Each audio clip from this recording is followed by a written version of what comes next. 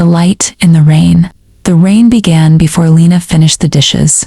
It tapped lightly at first plight, almost hesitant against the kitchen window. By the time she dried her hands and folded the last cloth, it had turned into something louder, heavier. The kind of rain that swallowed sound and made the world feel farther away than it really was. Lena stood still for a moment, staring out through the glass. The sky had gone dark too early, thick clouds pressing low like they had something to prove. She could already imagine the road home long, empty, and turning to mud beneath her shoes. Behind her, Mrs. Carter's voice cut through the quiet. "Lena, don't forget the silverware in the dining room." "Yes, ma'am," Lena replied softly. She moved without complaint, as she always did. Tall and graceful, even in exhaustion, she carried herself with a quiet dignity no uniform could take away. At 26, she had already learned how to make herself smaller in rooms that didn't belong to her and how to survive in them anyway. The Carter house was warm, bright, and full of life that wasn't hers. Laughter echoed faintly from the sitting room where guests had gathered. Glasses clinked. A piano played something cheerful and careless. It was a different world from the one Lena would walk back into once she stepped outside. She polished the last fork slowly, her hands aching. "Lena," Mrs. Carter called again, appearing in the doorway. "I'll need you to stay a bit longer. The guests will be leaving soon, and I want everything set right before morning." Lena hesitated just for a second. It was already late. The road home would be darker than usual, quieter. But hesitation was a luxury she couldn't afford. "Yes, ma'am." By the time Lena finally stepped outside, the night had settled deep and heavy. The rain was no longer polite. It poured. It soaked through her thin coat within minutes, clung to her dress, weighed down every step. The wind followed close behind, curling around her like it had been waiting. She pulled her coat tighter, though it did little good. The Carter house glowed behind her warm, golden, safe. For a moment, she turned back to look at it. Not with longing, exactly, but with something close to it. Then she started walking. The road stretched ahead, long and empty. No passing cars, no neighboring houses, just open land and darkness broken only by flashes of distant lightning. Lena kept her head down and walked faster. Her shoes sank slightly into the wet ground. The sound of rain against the earth filled her ears until it felt like the only sound left in the world. "Mama always said," she murmured under her breath, her voice nearly lost to the storm. "Don't trust a road that don't lead somewhere." A crack of thunder answered her. She wrapped her arms around herself and kept going. Minutes passed, or maybe longer. Time moved strangely in the rain. Then she saw it. A light, faint at first, almost easy to miss. A soft glow somewhere ahead, where there should have been nothing at all. Lena slowed. Her eyes narrowed as she tried to make sense of it. There were no houses on this road. She knew that. She had walked it too many times to count. And yet, the light didn't disappear. If anything, it grew steadier, warmer, drawing her in. Lena swallowed, her heart beginning to beat just a little faster. "That don't make sense," she whispered. But sense didn't matter much when you were cold, soaked, and alone in the dark. She took a step forward, then another. The light waited. The closer Lena got, the quieter the rain seemed. Not softer, no. It still fell hard, striking the ground with force, but the sound of it dulled, like someone had placed thick walls around her ears. Each step she took toward the light made the world behind her feel farther away, swallowed by something she couldn't name. The house came into view slowly. First, the outline of a roof, then a porch, then windows glowing a soft amber, steady and calm against the storm. Lena stopped at the edge of the yard. It wasn't much of a yard, really, just uneven ground, patches of wild grass bending low under the rain. No fence, no path, no sign that anyone had walked there recently. She turned slightly, glancing back over her shoulder. The road she had come from was gone. A chill ran up her spine. "That ain't right," she whispered. The wind pushed her forward. Or maybe she stepped forward on her own. Even she couldn't tell. The porch creaked under her weight as she climbed the steps. Up close, the house looked older than she first thought. The wood was worn, though not broken. The paint had long since faded into a color that might once have been white, but now carried the dull gray of time and weather. Still, the windows glowed warmly, invitingly. Lena raised her hand to knock. Before her knuckles touched the door, it opened. The man standing inside was exactly where he had been before, as if he had been waiting not just for her knock, but for her arrival. "You shouldn't be out in weather like this." His voice was calm, even, almost gentle. Lena lowered her hands slowly. "I was just looking for somewhere to rest," she replied. "Just till the rain lets up." The man studied her. His eyes lingered not in a way that made her feel admired, but measured, as though he were trying to place her among something unseen. "The rain doesn't always let up," he said. Lena frowned slightly. "I don't have anywhere else to go tonight." A pause stretched between them. Then, at last, he stepped aside. "You can come in," he said. "If you're willing." There it was again. "If you're willing." The words settled uneasily in her chest, but the cold had already reached her bones. "In a way," he said. That answer didn't comfort her. They reached a small room at the end of the hall. Inside sat a narrow bed, neatly made, untouched. "You can sleep here," the man said. Lena stepped inside slowly. "You sure it's all right?" she asked. "I don't want to be any trouble." "You're not trouble," he replied. "You're expected." Lena turned sharply. Expected. But the man had already begun to step back into the hallway. "Rest," he said. "You'll need it." And then he was gone. Lena stood there for a long moment, listening. Still nothing. Lena turned to look at him. "That's so." He didn't answer. Instead, he moved toward the table, adjusting the lamp, though it hadn't needed adjusting. "You've come a long way," he said. Lena let out a quiet breath. "Feels longer tonight." "Yes," he replied. "It often does." Something about the way he said it made her skin prickle. Lena stepped further into the room, her wet shoes leaving faint marks on the wooden floor.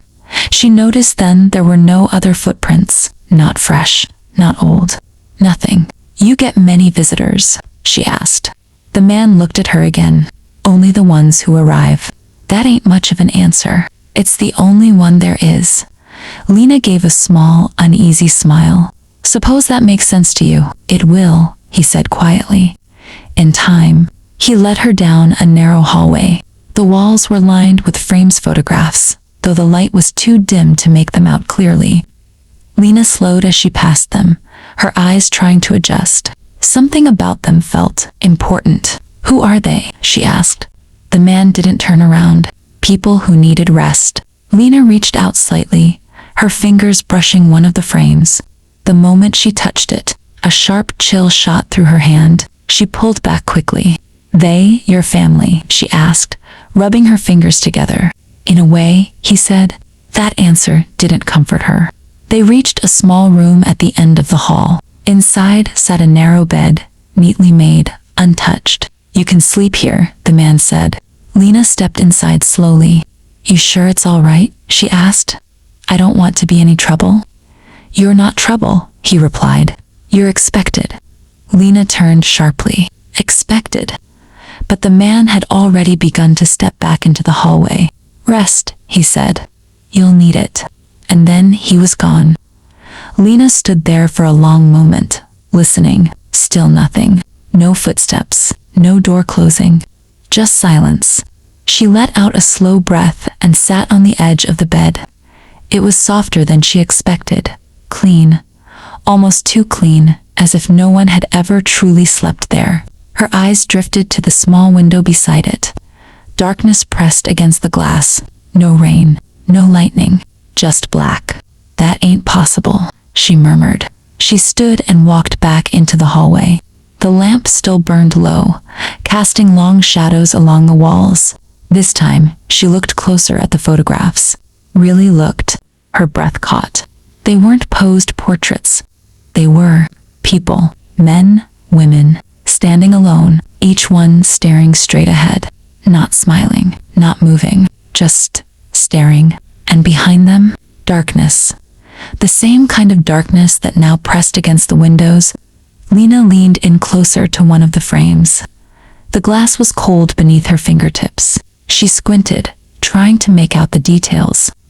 The woman in the photograph looked tired. Her dress was soaked, clinging to her frame. Her hair hung heavy with rain. Lena's stomach tightened. She moved to the next frame. A man, mud on his boots, fear in his eyes, then another and another, each one different, but all the same in one way. They looked like people who had been caught between somewhere and nowhere. Lena stepped back slowly. "No," she whispered. Her heart began to race. From somewhere deeper in the house, a sound, a faint creak, like a floorboard shifting under weight. She turned toward the hallway's end. "Hello," she called. No answer. Another creak, closer this time. Lena's throat tightened. "Sir?" The lamp flickered. Once, twice, then steadied.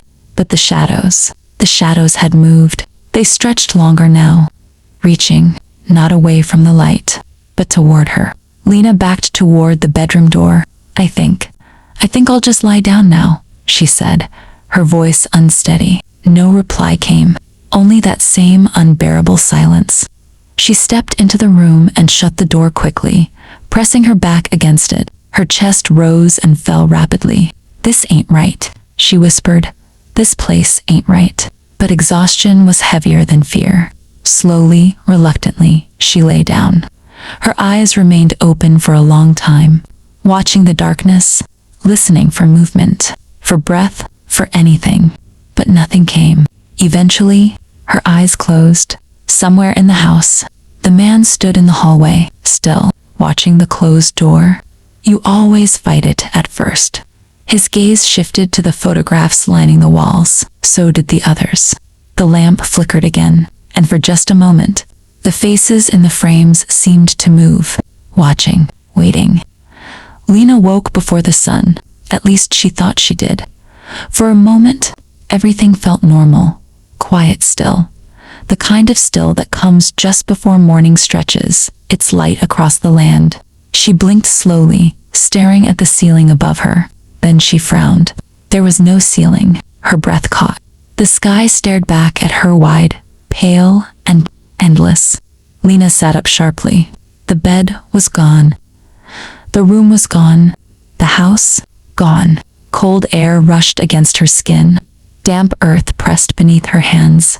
A faint mist clung low to the ground, curling around her like something alive. "No," she whispered, her voice trembling. She scrambled to her feet. Graves, rows upon rows of them. Crooked stones, weather-worn names, dates carved deep and fading with time. Some leaned half-sunken into the earth, as though the ground had begun to reclaim them. Lena turned in a slow circle, her heart pounding so hard it made her dizzy. This ain't real. This ain't real. But it was. The air carried that unmistakable scent, wet soil, old grass, and something else. Something heavier, stillness, not the peaceful kind. The kind that settles where nothing has moved for a very long time. Lena wrapped her arms around herself and took a step back. Her heel struck something solid. She froze. Slowly, carefully, she looked down. The tombstone, the one she had been lying on. Her throat tightened as her eyes traced the carved letters. Not her name, someone else's. Mary Ellen Price, born 1937, died 1963. Lena swallowed hard. Just a coincidence, she muttered quickly. That's all. Just the date, her voice faltered. The date of death. It was yesterday. A sudden wind swept through the graveyard, cold, sharp. It carried with it a sound low at first, barely there. Whispers. Lena stiffened. "Hello," she called, her voice shaking. The whispers grew louder. Not one voice, many, layered, overlapping, some soft, some urgent, some broken. She couldn't make out the words at first, only the feeling behind them. Fear, confusion, loneliness, Then, don't stay. Lena's head snapped to the side. Leave. Her breath came faster. Who's there? She demanded. The mist shifted, and shapes began to form. Faint at first, like shadows trying to remember how to be solid.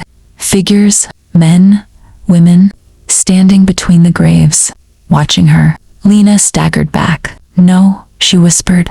She recognized them, not by name, but by something deeper. The photographs, the faces in the hallway, they were here, all of them. You see us now, a voice said.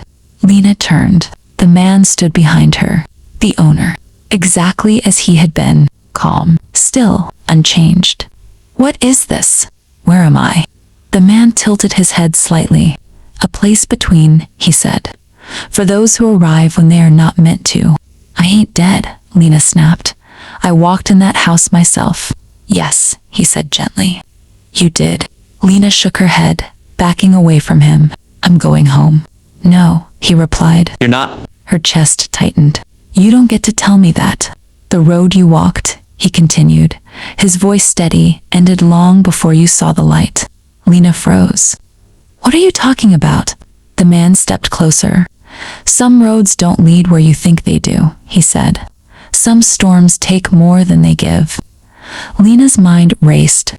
The rain, the darkness, the silence swallowing everything. Her steps slowed, until, no, she said again, weaker this time. I made it here. I'm standing right here. For now, he said. The figures in the mist shifted closer, not threatening, not reaching, just like witnesses. What happens to them? Lena asked, her voice barely above a whisper. The man followed her gaze. They stayed, he said. Why? Because they believed they still could. Lena looked back at him sharply. And me? A long pause. That depends, he said.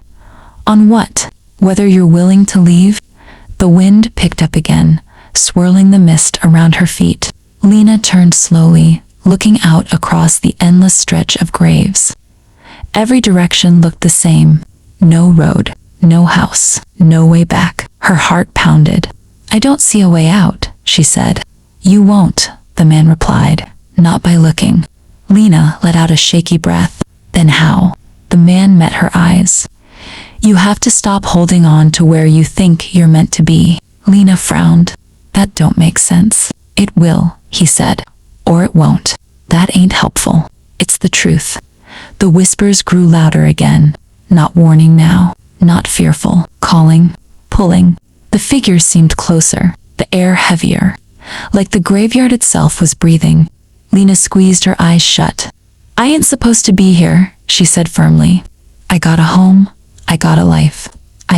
Her voice broke. What did she have? A long walk, a borrowed room, a place she worked in, but didn't belong to. The truth settled in quietly, heavy. She opened her eyes. I was just trying to get home, she said. The man nodded. I know. The mist began to shift again, but this time, it moved differently, not closing in, opening, a narrow space forming between the graves, a path, faint, uncertain, but there. Lena stared at it, her breath caught. Is that? Yes, the man said. She looked back at him. And if I don't take it? The figures behind her stood still, watching, waiting. You already know, he said. Lena swallowed hard. She turned back to the path. For a moment, she hesitated. Then, she stepped forward. The world shifted. The cold lifted. The weight in the air broke apart like fog under sunlight. The whispers faded. The graves blurred. And the light, the same light she had seen the night before, rose ahead of her. Ixed dirt road, morning. Lena gasped. She stumbled forward onto solid ground. The road, the real road. Wet, but familiar. The storm was gone. Soft morning light stretched across the land. Birds sang in the distance. She turned quickly. Behind her, nothing. No graveyard. No house. Just open land. Empty. Like it had always been. Lena stood there, breathing hard. Alive. She looked down at her hands. They trembled slightly. Then she turned and began to walk. Not fast. Not afraid. Just steady, Mama always said. Don't trust a road that don't lead somewhere. She glanced back one last time. The wind moved softly across the grass. Nothing else. But she never said, "Some roads lead you back." Lena faced forward and kept walking. Fade out.